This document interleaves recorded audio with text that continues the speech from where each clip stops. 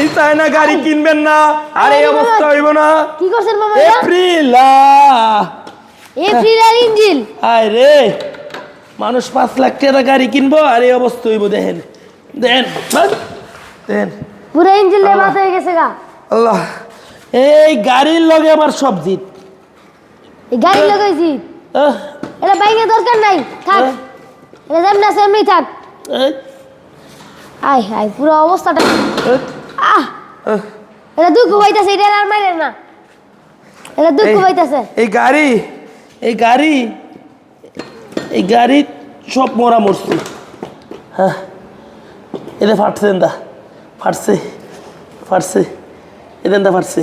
সরেন সরেন সরেন সরেন, আরো পারবো, সরেন সরেন সরেন। 4 লাখ টাকা 5 লাখ টাকার গাড়ি যদি এই অবস্থা হয়, বাং পুরো চুরমার হয়ে যাবে গা। বাং বাং, মানুষ টিয়া দেয় এদের এপ্রিলা এপ্রিলা। এপ্রিল গাড়ির ইঞ্জিন, ইঞ্জিন খোলা পড়ে না এখনো, ইঞ্জিন নতুন। ওই তাহলে এটা কিসের জন্য ভাঙতেছেন?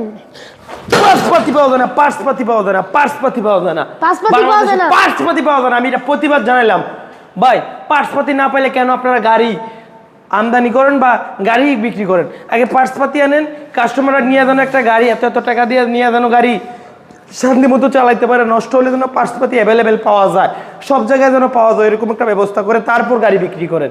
এরকম কষ্ট দিয়েন না আমাদের, এরকম ভোগান্তি করেন না। এই গাড়িটা এখনো নতুন, কিন্তু এই অবস্থা। বাংলির বেচতেছি ভাই, কাগজপত্র 100 100 ফার্স্ট পার্টির গাড়ি।